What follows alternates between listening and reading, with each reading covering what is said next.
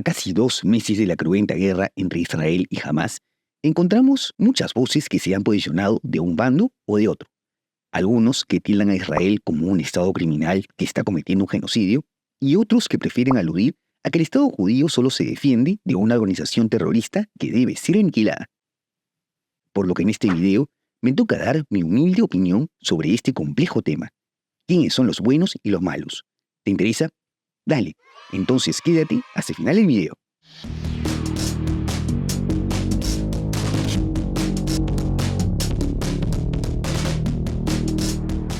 Para comenzar, vale aclarar la manera en la que estructuraremos este video, que será en realidad bastante simple y la podrás ver en los capítulos. Para profundizar en el contexto de la situación en cuestión, puedes ver antes estos videos relacionados al tema, y hoy nos dedicaremos a mencionar los argumentos a favor y en contra de ambas partes del conflicto para hacer un análisis lo más imparcial posible.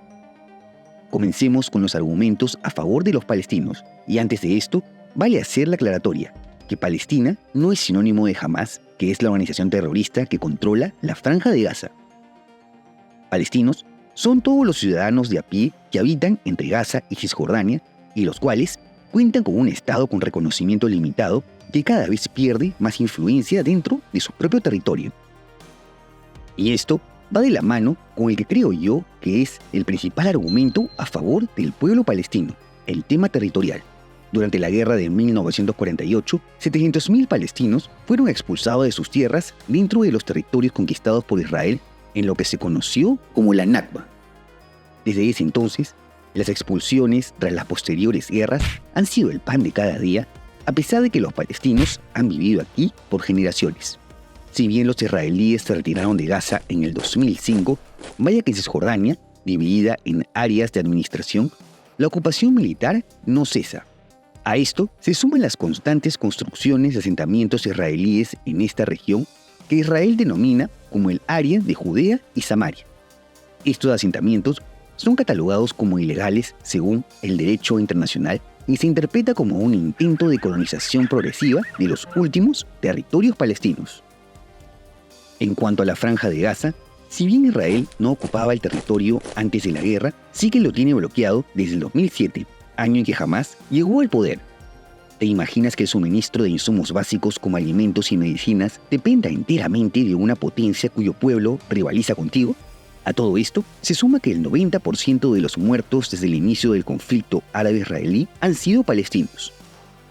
Ahora veamos algunos hechos que podrían servir como argumentos para posicionarse en favor de los israelíes de a pie que nuevamente se diferencian del gobierno de derecha sionista liderado por Netanyahu.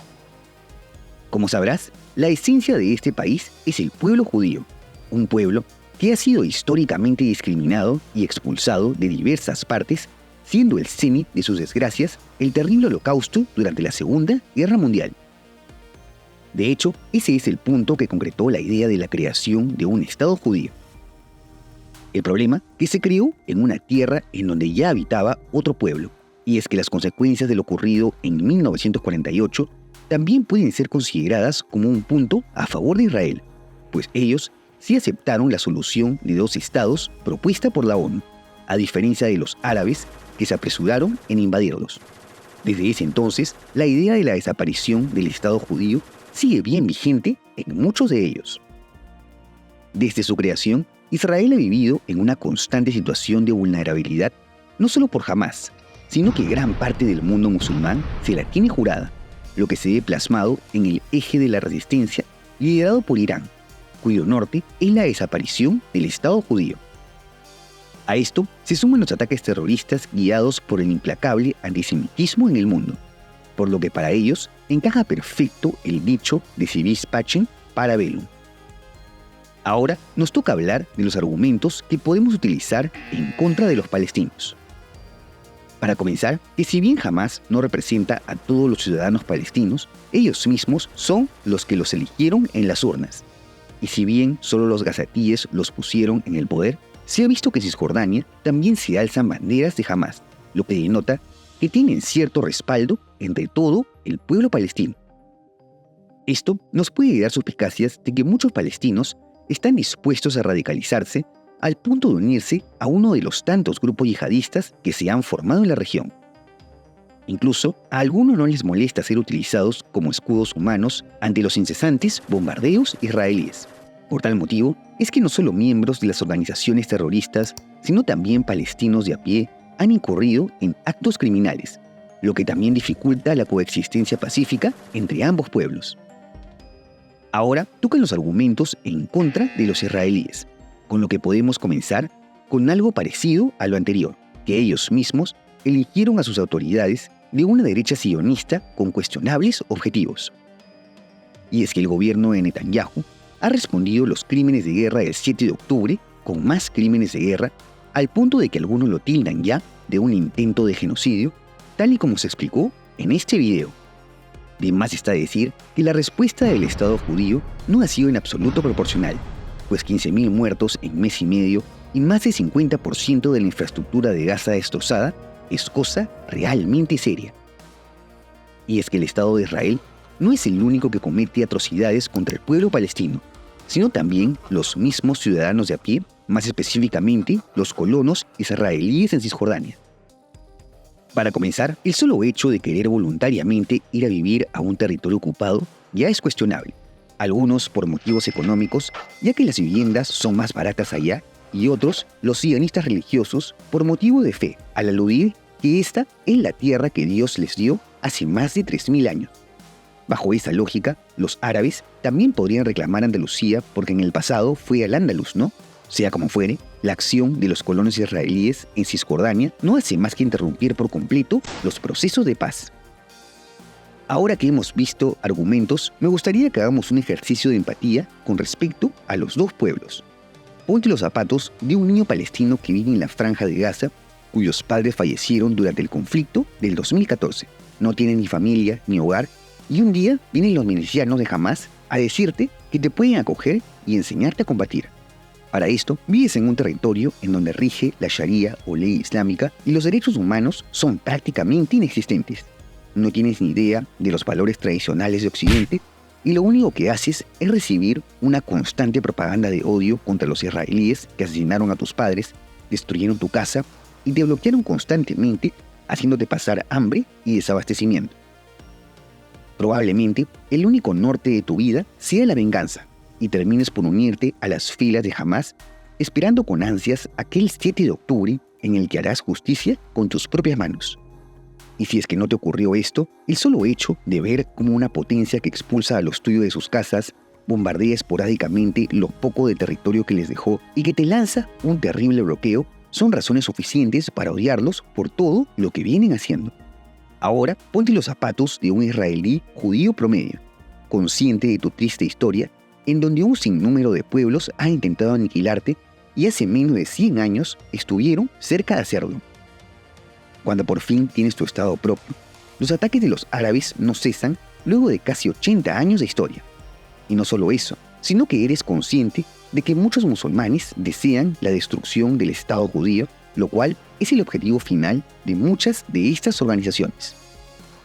Luego prendes el noticiero y ves que unos terroristas realizan una incursión en donde matan a más de 1.000 de los tuyos. ¿No te sentirías vulnerable y respaldarías un gobierno cuya promesa sea la de acabar con esa amenaza, a pesar de que muchos de los civiles árabes que sabes que es probable que te odien mueran como parte de un supuesto daño colateral? Habiendo visto todo esto, toca dar mi humilde opinión, que como te imaginarás, es ambigua y probablemente te decepcione un poco. Simplemente no hay ni buenos ni malos, solo víctimas de este incesable conflicto, la gran mayor parte de ellos palestinos. Pero eso no quita que los israelíes sigan sintiéndose vulnerables.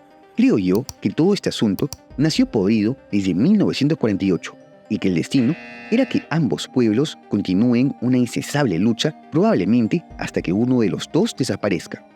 El hecho de arrebatarles tierras a un grupo humano para dárselas a otro que recién llega hacía menos de un siglo fue en definitiva un pésimo comienzo, lo cual se agravó una vez que los árabes atacaron a Israel ni bien terminaba de declarar su independencia.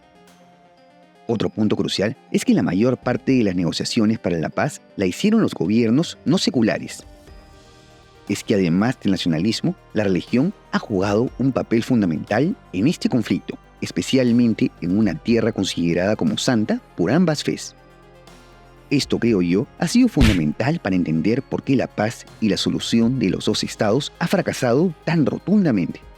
Esto se plasma en que el punto más cercano a alcanzar un cese al fuego definitivo, los acuerdos de Oslo, se realizó por dos líderes seculares que estuvieron dispuestos al diálogo y a obviar las grandes diferencias religiosas y culturales entre ambos pueblos. Poco después, Isaac Rabin es asesinado por un extremista judío y Yasir Arafat muere, tras lo que la Franja de Gaza cae bajo el control de Hamás. Desde ese entonces encontramos un nuevo distanciamiento y lamentablemente con los sucesos del 7 de octubre, la paz es algo que tal vez no vivamos para presenciarla. Por lo que, como ves, este es un ciclo de venganza que parece no tener fin, una verdadera historia de odios y rencores en donde más que buenos y malos, encontramos dos pueblos que sufren y que se encuentran completamente vulnerables en todo el sentido de la palabra. Pero ahora, cuéntame tú, ¿crees que podemos hablar de buenos y malos en esta guerra? No te olvides de dejar tu comentario y de suscribirte al canal. Asimismo, te dejo en la descripción mis redes sociales y por si quieres ver los nuevos videos en preestreno y tener una mayor interacción conmigo, tus donaciones en Patreon, unhermanito.net o miembros del canal son bienvenidas. ¡Hasta la próxima!